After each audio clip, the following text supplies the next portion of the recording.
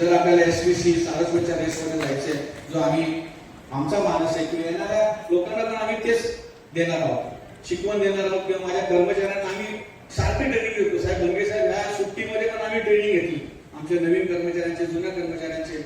मध्ये कलबे साहेबांनी पण सांगितलं तुम्ही ट्रेनिंग घ्या. गेल्या वर्षी आम्ही जवळजवळ 76 ट्रेनिंग घेतल्या कर्मचाऱ्यांच्या. साहेब 76 ट्रेनिंग. ट्रेनिंग शिवाय माणूस परफेक्ट होऊ शकत नाही आणि ट्रेनिंग शिवाय माणूस राहू शकत नाही. येणाऱ्या काळामध्ये आमच्या संचालक मंडळाचा माणूस आहे. परवाच्या दिवशी आम्ही प्रतापराव गोळे यांचे बंधू आहेत, त्यांनी त्यांच्याकडे गावाला गेलो होतो. त्यांनी सांगितलं तुम्ही एचा वापर करा. त्यांनी सांगितलं तुम्ही मार्केटिंग मध्ये जा. आज मार्केटिंगचा आम्ही संचालक मंडळाने साहेब माणूस घेतलेला की त्याच्यामध्ये आपल्याला फेसबुकवरती जाता येईल का, आपल्याला इंस्टाग्रामवरती जाता येईल का. आणि त्या अनुषंगाने आपण कुठे कुठे कुठे कमी पडतोय. कारण शेवटी खर्चाचा भाग पण आहे ना. खर्च कमी खर्चात आपल्याला जास्तीत जास्त लोकांकडे कसं जाता येईल, हाच आमचा पण मानस आहे. कारण आज डेटा तुम्हाला ठेवण्यामध्ये, म्हणजे आज ज्या आयटीच्या बाहेर तुम्ही बघता इकडे फ्रॉड होतात, त्या दर मिनिटाला आपल्या बँकिंग इंडस्ट्रीमध्ये फायरवॉल जे बोलतात, फायरवॉल वरती अटॅक होतात. सायबर सिक्युरिटीच्या अनुषंगाने आपल्याला इतकं टोवरती डॉक्टर साहेब राहावं लागतं ना की नवीन काय येतं त्याच्या संदर्भात आपल्याला नवीन लोकांना त्याच्यामध्ये येऊन आपल्याला इन्व्हॉल्व करून घ्यावं लागतं. आज आम्ही भाऊ 5 कोटीचा आमचा सायबर सिक्युरिटीचा इन्शुरन्स होता, तो 10 कोटी गेला. कारण इतके फ्रॉडुलंट ऍक्टिव्हिटी भरपूर होत आहे. मी सभासदांना विनंती करतो की आपण अशी साथ द्यावी. नेते मंडळी जे सांगतील किंवा बँकेच्या हितासाठी आपल्याला जे काही निर्णय घ्यायचे असतील ते आपण घेऊया. आम्ही शेवटी आपला बॉस तर RBI आपल्याला लायसन्स रिझर्व्ह बँक ऑफ इंडियाने दिला. या संचालक मंडळाने जवळजवळ सातारा जिल्ह्यामध्ये 125 कोटी वाटले. साहेब 125 कोटी आपल्या जिल्ह्यामध्ये वाटले. आपण ही काही छोटी मोठी असं कुठलेही तुम्ही मला उदाहरण द्या की आपण कुणाला मदत केलेली नाही किंवा सहकार्य केलेलं नाही. मी या नोटवरती थांबतो की तुम्ही असं सहकार्य करत राहा आणि तुमची सगळ्यांची राजा घेतो. जय हिंद, जय सरकार, जय. वार्षिक सर्वसाधारण सभेच्या निमित्तानं ज्यांनी हे रोपटं लावलं त्यांनी भक्तिपरायण दत्तात्रय महाराज कळंबे आणि भिलाजी गुरुजी यांच्या पवित्र स्मृतीस अभिवादन करतो. खऱ्या अर्थानं मी जास्त वेळ सगळ्यांचं घेणार नाही. आत्ताच आपले बँकेचे चेअरमन आदरणीय विक्रमजी भिलारे साहेब यांनी अतिशय शांत पद्धतीने बँकेची भूमिका या ठिकाणी मांडली. शेवटी महाराष्ट्राचं कोऑपरेटिव्ह डिपार्टमेंट आणि RBI या दोन्हीच्या फ्रेमवर्क मध्ये काम करताना या संचालक मंडळाची खऱ्या अर्थानं तारेवरची कसरत असते. आणि या कसरतीमधून मला वाटतंय जावली बँक भाऊ मल्टिपल एक्सपेरिमेंट करून 195 कोटीचा व्यवसाय एका वर्षामध्ये वाढवते आपली जावली बँक. म्हणजे तुम्ही भिलारे साहेबांनी जे ब्रेन हायर केली त्यांनी सांगितलं, खऱ्या अर्थानं बँकिंग मध्ये काम करणारी जी निष्णात मंडळी आहे त्यांना आपल्या जावली बँकेमध्ये घेऊन, म्हणजे संचालक मंडळ आहेच त्या फ्रेमवर्क मध्ये काम करताना, परंतु ती फ्रेम मध्ये काम करताना एक जरी आपला विषय इकडचा तिकडे झाला तरी प्रचंड मोठ्या प्रमाणात अडचणी होऊ शकतात. त्याचं उत्तम उदाहरण म्हणजे मला वाटतं 11 बँका या पत्त्याच्या डोंगरासारख्या कोसळल्या आणि त्याच्यामध्ये आपली जावली बँक ही अतिशय खंबीरपणे उभी आहे. फक्त उभी नाही, 195 कोटीचा व्यवसाय वाढवून उभी आहे. आपल्या सगळ्यांना अभिमान असला पाहिजे या गोष्टीचा. व्यासपीठावर या ठिकाणी उपस्थित असणारे आपले माजी आमदार आदरणीय सदाशिवराव सपकाळ भाऊ, आमचे मार्गदर्शक, आपल्या तालुक्याचेच नाही जिल्ह्याचे नेते आदरणीय वसंतरावजी मानकुंडे, आपले कॅप्टन कुल बँकेचे चेअरमन आदरणीय विक्रमजी भिलारे साहेब, व्हाईस चेअरमन आदरणीय चंद्रकांतजी दळवी आणि त्यांची सगळीच टीम, आदरणीय गावडे साहेब, गोळे साहेब, सगळी त्या ठिकाणी त्यांची टीम आहे.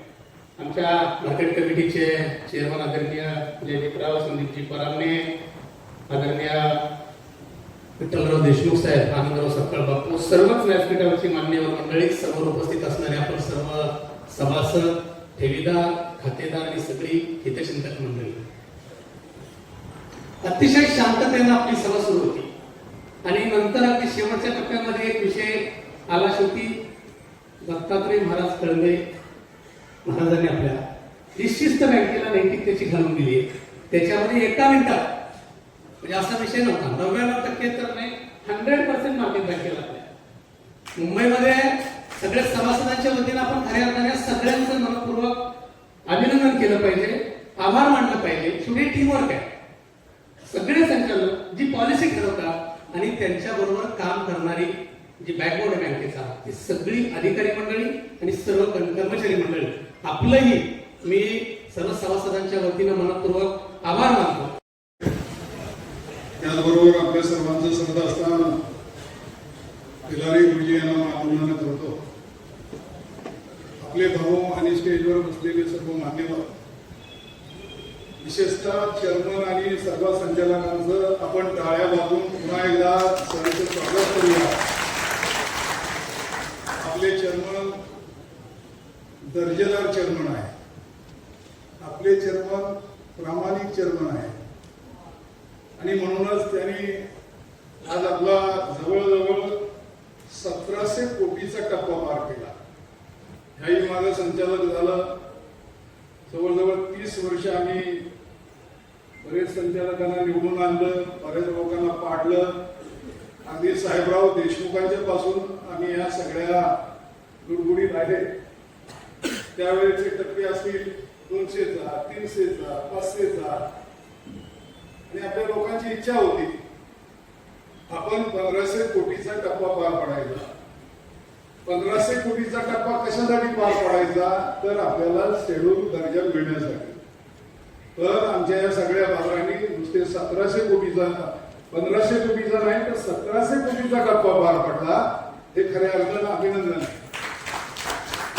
मधल्या काळामध्ये युद्धाची परिस्थिती होती. आता ज्यांना बँकेमध्ये युद्धामुळं सर्व क्षेत्रावर फटका बसला. साधा गॅस सुद्धा आपल्याला मिळाला, डिझेल मिळत नव्हतं आणि तसाच परिणाम आपल्या या बँकेवर सुद्धा झाला आणि जवळजवळ आपण 300 कोटीनं रिवर्स झालो. आपल्या बँकेला तरतूद करावी लागली, 3 कोटीची तरतूद करावी लागली. ती जर करावी लागली नसती तर आपण जवळजवळ 200 कोटीकडे गेलो असतो आणि ही परिस्थिती आहे. तरी पण आपण जो टप्पा गाठलेला आहे तो खऱ्या अर्थानं आज मुंबई सारख्या नगरीमध्ये अनेक संस्था आहेत, अनेक बँका आहेत, अनेक पतसंस्था आहेत. काही पतसंस्था सुद्धा आपल्यापेक्षा पण मोठ्या आहेत. परंतु किती पतसंस्था टिकल्या, किती बँका टिकल्या याचा अंदाज आपल्या सर्वांना कल्पना आहे. रोज पेपरला बातमी येते. आताच 5-6 महिन्यापूर्वी एक सहकार मंडळावर अध्यक्ष असणार ज्याच्याकडे यशवंत सहकारी बँक आपल्या कराडची, मला वाटतं का आता जर्मनीच आहे, चरेगावकर, तो भाजपचाच होता. तर कुठल्याही असू दे, कुठल्याही संबंधित असू दे, परंतु त्याचं काम होतं की बँक टिकवून ठेवणं. आणि मग अशा पद्धतीने बघितलं अगदी आपले मंत्री शिवेंद्र बाबा सुद्धा मान्य करतात माझी बँक सुद्धा मला दुसऱ्या बँकेमध्ये मर्ज करावं लागली. वस्तुस्थिती आहे. केली त्यांनी, योग्य वेळी निर्णय घेतला म्हणून योग्य वेळी कसं ती बँक टिकली. तरी जनता सहकारी बँकेत आपल्या साहेबराव देशमुखांनी काढलेली बँक आज काय झालं, सर्विस बँक आपल्याला मर्ज करावी लागली कॉस्मॉस मध्ये. बरं कॉस्मॉस मध्ये केवढं काम, केवढं नियोजन, केवढं मॅनेजमेंट. तुमचं आताच कुठं मॅनेजमेंट लाईनवर आलंय कारण एकामेकाच्या पायात पाय घालत नाही म्हणून ते तसं चाललंय. जरा नाहीतर इथून माग प्रत्येक 5 वर्षी 2 वर्षानं हे आता कसं झालं. आता एकनाथ शिंदेचं काय झालं, ते कुठलं झालंय टायगर ऑपरेशन. तर शिंदे साहेब पण आपल्या जावलीचेच आहे. तर असं 2.5 वर्षानं यांचं टायगर ऑपरेशन चालू व्हायचं. मग प्रत्येकाला खुर्चीचा वेळ लागायचा. हे चेअरमन मग मी काय चेअरमन व्हायचो नाही. आणि मग माणसं गोळा करायची, मग पुन्हा अविश्वासाची तयारी करायची. वेगवेगळ्या भानगडीनं आपली बँक वेचली गेली होती. त्यात आणखी कर्मचाऱ्यांचं आपली घट. मग कर्मचारी सध्या शांतपणे आणि चांगल्यापणानं काम करत आहेत, त्यांच्यासाठी टाळ्या वाजवा. जरी कोणी निघून येणार कोण पडणार त्यांचं त्याला बघू द्या, परंतु बँकेत काम करताना गट नसले पाहिजेत ह्याची काळजी आपल्या सगळ्यांनी घेतली पाहिजे. आता चिकणे साहेब हे सगळे म्हणजे राग म्हणू नका, तुम्ही विषय काढला आणि ते सरकाराचे मानले गेले काय ते बरोबर लावून देतात आणि बरोबर बोलतात पण चांगलं बोलतात. त्यांचाही उद्देश थोडा वाकडा तिकडे असतो काय मंडळीचा आम्ही चांगलं जाणतो. गोळे साहेब आम्हाला कळतं आणि मग विषय जो येतो 20 का 50 का 2 लाख. आता मला तुम्हाला एक प्रश्न विचारायचा आहे, आपल्या बँकेचे 54,000 सभासद आहेत, बरोबर आहे ना? आता आपला ही बँक कुणाची? जावली, महाबळेश्वर आणि वाई ह्या 3 तालुक्यातले सभासद किती या बँकेत तेवढं मला एक सांगा. आपण सभासद म्हणतो, सर्वसामान्यांची बँक म्हणतो, मग या बँकेमध्ये सभासद वाढवण्यासाठी आपण किती प्रयत्न करतो, या बँकेमध्ये डिपॉझिट आणण्यामध्ये किती प्रयत्न करतो. आपल्या 3 तालुक्याचे मिळून माझ्या माहितीप्रमाणे फक्त 7,000 सभासद आहेत, फक्त 7,000. 7,000 कुठं आणि 54,000 कुठं? ही बँक जर या मुंबईमध्ये दिसती तर गावास वाटायला लागली असते. मुंबई सारख्या नगरीमध्ये हजारो जातीचे सगळ्या वेगवेगळे व्यापारी वेगवेगळ्या माणसांनी या बँकेमध्ये डिपॉझिट दिलेलं आहे, या बँकेमध्ये त्यांचे सभासद आहेत, या बँकेतून कर्ज घेतल्यात. आता आपल्या बँकेची कॅपॅसिटी कर्ज देण्याची किती आहे माहिती तुम्हाला? 15 कोटी. पूर्वी आपण किती कोटी देत होतो? 1 कोटी 2 कोटी, त्याच्यावर आपलं टार्गेट नव्हतं. आज आपण 15 कोटी आले. बघा हे आमचे जागीरदार शेलार साहेब यांनी पंढरपूरमध्ये 5 स्टार हॉटेल काढलंय, त्यांना सुद्धा 5-6 कोटी आपण या बँकेनं कर्ज दिलं आणि त्यांनी प्रामाणिकपणे भरत आणलंय. कधी कधी जरा म्हणतात माझं व्याज कमी करा, माझा अंक कमी करा.